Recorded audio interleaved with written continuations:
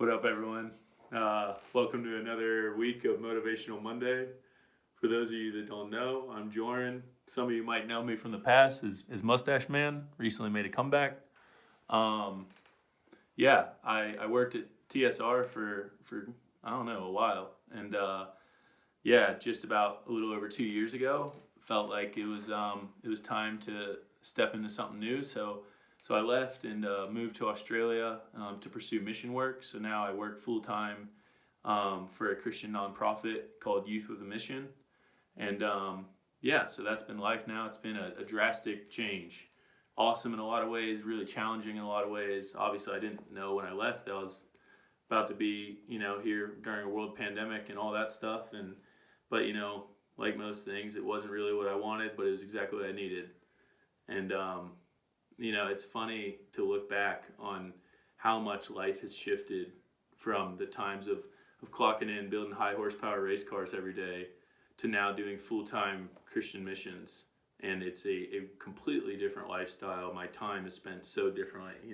Both have their ups, both have their downs. But, I look back and, it's funny how I look like God has humbled a lot of things in these past couple of years. I've really became aware of some things about myself that I'm like, man, that's not good, and that's got to go. And a lot of pride, a lot of greed, a lot of all that stuff. And one of the big things I look back on that really I was like, whoa, that plagued a lot of what I did. That ruined a lot of joy. I look back at how sweet it was, and I'm like, man, that was the setup. Like, that was sick. But yet, in the moment, it didn't feel like that. And I was wondering, why didn't I feel like that then? And then often now I see in what I'm doing, obviously there's God's timing, there's His will, and He'll work things how He wants. But, often now I see God move in crazy ways. And I see just blessing, honestly, in my life that I've never experienced before, levels of provision and His peace like I've just never experienced before. Christians growing up always talk about peace and comfort and hope and joy of the Lord and stuff. And I'm like, yeah, I get it, but I don't. And, I've been reflecting a bit, especially after talking to Jason, like, why didn't I experience that before? Why, when I was building those sweet cars with a bunch of incredible guys and getting to be at home around family and all these things that I miss now, that why didn't I see the beauty in it then? And I realized that, a lot of it came down to I just complained a lot. I just complained and complained. I was a chronic complainer. And I don't know. When I look back, I'm like, I miss so many amazing moments. I miss so much joy in the little things. I miss all that because all my mind was focused on was what was wrong with it. I deemed, because of my pride, because of whatever, that my view was the final view. And so I would assess everything with this is good or this is bad. And if it was bad, I'd complain. And most of the time I fell into the side of as I was looking for something bad. I was just, and in a way, I'm like, man, that sucks, like, so much. And it really, I would just look through my lens and filter, this sucks because that. Most of my relationships, I think I honestly, the way I would relate I would just find common ground to complain about, and just this downward spiral of negativity. And then I'd wonder why life didn't feel fulfilling. I'd wonder why, it just never did it. And it reminded me of this story in the Bible about the Israelites. And the Israelites were a nation of people that God created to show the world what it looks like for a nation to wholeheartedly pursue and worship Him and live in His ways. But they just missed it. They just complained and complained and complained. They were oppressed in Egypt as slaves for 400 years.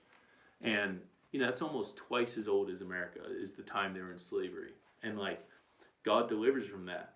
He does supernatural things to pull them out of that. He answers their cries. He hears their cries and their complaints, and they're calling out to Him, so He answers them. And He delivers them. He parts the Red Sea and gives them freedom, and defeats Pharaoh's army so that they can freely worship Him. And He's calling them. He promises, I'll give you a promised land for your own nation, so you can be your own people with your own place. And, and then it's an 11-day walk from Egypt to where they needed to be. It would have took 11 days if they would have just walked, right? And the whole time, this journey, they're just complaining and complaining. It starts off with food. They're just complaining, we don't have food. We'd rather go back to slavery and have that there. We'd rather do that. And so God provides food, and then they're good. Then they complain about water, so God provides water. And then they complain about the leadership. Then they complain about the heat. They complain about all of it. And then, after God's already defeated Pharaoh, defeated this crazy, just proved to them, I'm God, I'm in control of all, and I have my hand on you. He calls them to go into Canaan, which was the promised land they were going to have. And he says to go up against Jericho, and he will deliver them. And he's already delivered them. He's already proved his faithfulness over and over and over again. And they send some spies to Jericho. And what do? They just come back complaining, going, the walls are too big, people are too powerful, it's a lost cause. I'd rather go back to Egypt and be a slave. And so they, instead of trusting in who God is, they trust in their own self. And then instead of an 11-day walk, they turned it into a 40-day circles. That walk that would have took 11 days, they ended up spending 40 years doing circles in the desert because they wouldn't trust God, because they wouldn't trust that he was. And so the whole first generation dies off in the desert, and it's not until the second generation comes that they enter the promised land. And I was really moved by that, wow, man, complaining has some serious consequences. It turned their 11-day walk to 40 years. For that first generation that saw that, if they would have just trusted God, it would have worked. But they looked at their own ability. They were the final judge of what the outcome would be instead of allowing God to be. And complaining, it's just like a plague. And it's, I'm still growing in it, still, I don't think, we're always going to be growing it. We're people, but it reminded me of myself a lot that, a lot of times I prayed that God would do something radical with my life, that he would do the exact things. They would take me to places and do things like I'm doing right now. He's answering my prayers right now. And I caught myself the other morning standing there looking out at this view, which I'm just like, what? And, and I'm going, God, I wish I could just, I'd go back, do this, do that. Then it'd be better. I'm complaining about the very thing I prayed for. And, our world, we focus so much on why we can be the victims.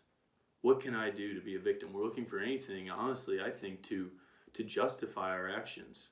We're going, see, there's the reason. They're wrong. I'm not. That entitles me to be this. That entitles me to be greedy, to be selfish, to be unloving, to be cold, to be harsh. All the things that don't build anything up. It's tearing us down. And it's like this ripple effect. As one complains, another starts complaining. It fixes their eyes on the negative, and then it all starts to crumble. And I think it's impossible to not, as long as we have a spirit of gratitude. If we have a spirit of gratitude and wake up every day and just look for 3 things to be thankful for, I think it will change the culture of everything we know. And it's in that place that for myself, I've seen that's where that stuff all the Christians talked about all those years, that's where it changes. Now my life with God, I'm like, wow, I see it. When I stopped focusing on what was wrong and why about me, and I realized this isn't about me.